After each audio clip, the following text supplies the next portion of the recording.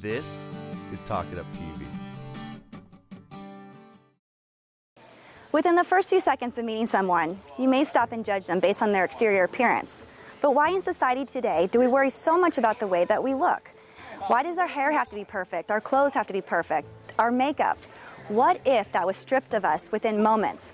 What would we have then? We're about to introduce you to some children who've had that happen. Let's see what valuable lessons they have to share with us about looking deeper.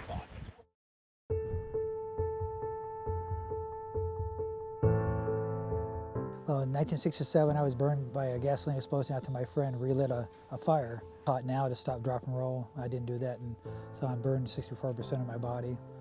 And after I first seen myself, my first thoughts were that I was a monster.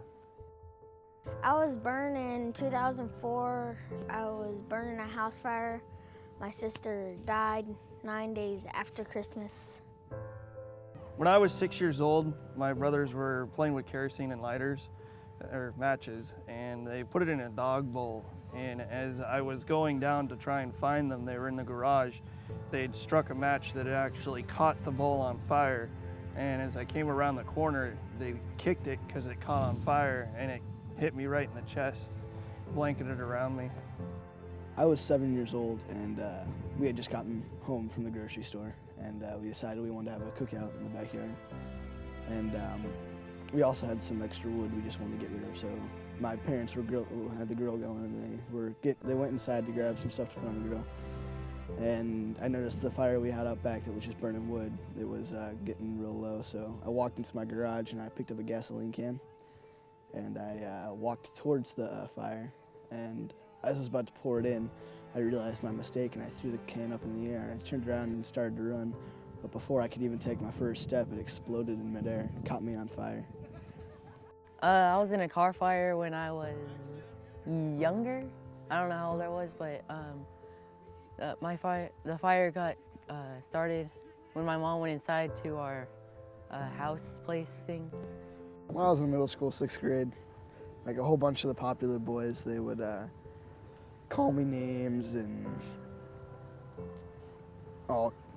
they would threaten me and stuff.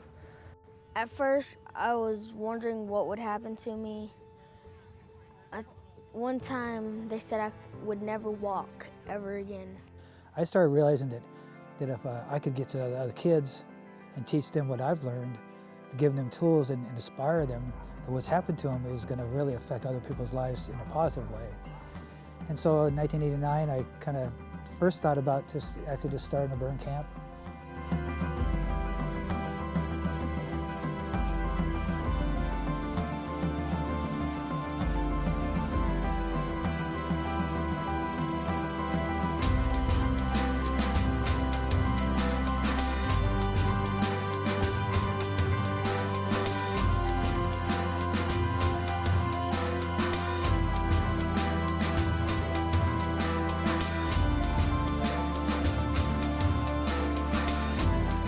Essentially, I started coming to camp when I was 6, and Michael ended up helping me out for quite a few years, and then some family stuff came up, and I wasn't able to come back to camp until this year. And a lot of the things that Michael and the foundation had taught me over the last 14 years have been very helpful.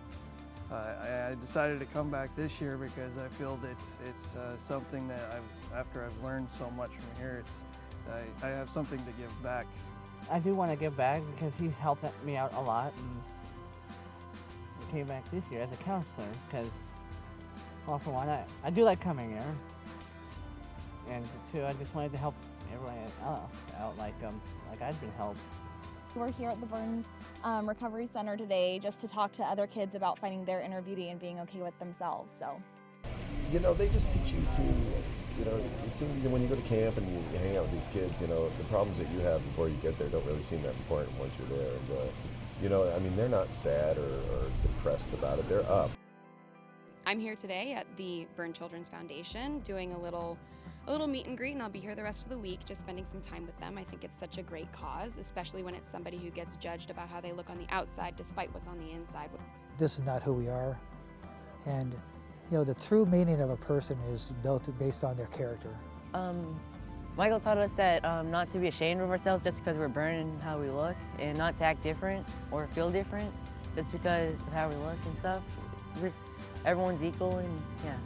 When people stare at you and they're wondering but they're too scared to ask, just if they're staring at you, go up to them and tell them your story and they won't be scared no more. We're all family, always will be. Mike Mathis is like a second father to me. He's always been there for me. And everybody here is like a brother and a sister. The counselors, everybody here is my family, always will be. Nothing can change that.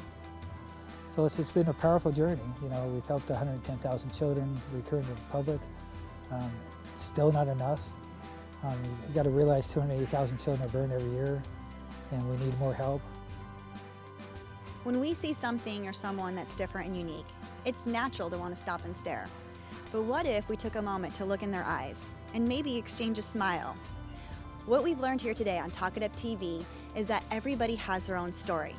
So instead of judging, maybe next time you should just stop and ask, what is their story?